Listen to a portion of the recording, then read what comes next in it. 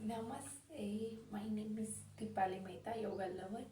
આજે આપણે મલાસન શીખશું. તો હાઉ ટુ ડુ મલાસન, કેવી રીતે મલાસન કરાય છે, હોલ્ડ કેવી રીતે થાય છે, એનું શું બેનિફિટ્સ છે, એ બધું પણ જાણશું. તો ફર્સ્ટ ઓફ આપણે એ કેવી રીતે કરશું. Late start. બંને પગ આ રીતે લાઇટ બોડીવાળા હશે એ આરામથી કરી શકશે, અને હેવી બોડીવાળા હોય તે પહેલાં બંને આ રીતે બેસવાનું, બંને હાથ આ રીતે, ડીપ બ્રીથિંગ, ઊંડો શ્વાસ લો અને છોડો. પછી તમારું હેવી બોડી છે તો તમે આવો પહેલો હોય તો એને આવી રીતે આમ પાછળ લગાવી અને આ રીતે પણ પ્રેક્ટિસ કરી શકો છો, બેસી શકો છો નોર્મલી. ડીપ બ્રીથિંગ, ઊંડો શ્વાસ લેવાનો, છોડવાનો, જેટલું હોલ્ડ થઈ શકે એટલું હોલ્ડ. 1 2 3 4 5 6 7 8 9 10 11 12 13 14 15 16 17 18 19 20. Okay, relax. પાછળ પીલું હશે તો નોર્મલી તમે મિનિમમ 20-30 સેકન્ડ સુધી હોલ્ડ કરી શકશો. બાકી પછી તમે નોર્મલી તો એટલું તો થઈ જ જશે.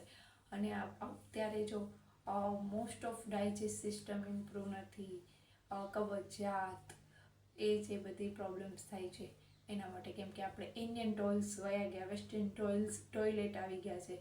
જે વેસ્ટર્ન ટોયલેટનો યુઝ કરી છે તેના લીધે તમને પ્રોબ્લેમ થાય છે. મતલબ હવે ઇન્ડિયન ટોયલેટ નથી રહ્યા છે. ઇન્ડિયન ટોયલેટમાં આપણે આવી જ રીતને બેસતા, જેથી તમારું ડાયજેસ્ટ સિસ્ટમ ઇમ્પ્રૂવ થાય અને આપણે પેટને લગતી કોઈ સમસ્યાઓ ન આવે.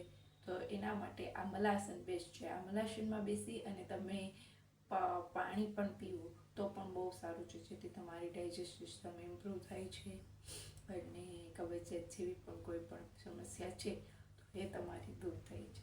અને આ હતું મલાસન અને મલાસનના બેનિફિટ્સ.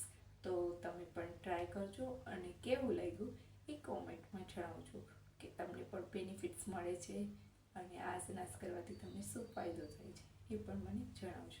તો thank you for watching. Yoga lover Dipali Mehta. Thank you. નમસ્તે. અને બીજા આસન છે તો કે વજ્રાસન. તમે જમીને પછી પણ આ આસનાસ કરી શકો છો. આનાથી પણ તમારી ડાયજેસ્ટ સિસ્ટમ ઇમ્પ્રૂવ થાય છે અને તમારું જે પણ ખાધેલું છે એ જલ્દી પાચન થઈ જાય છે. તો પાચન જલ્દી થઈ જાય છે, જેથી તમને ગેસ, ઓડકાર, પછી જે પાચન ના થવાની જે પણ સમસ્યા છે એ દૂર થાય છે. તો થેન્ક યુ. નમસ્તે.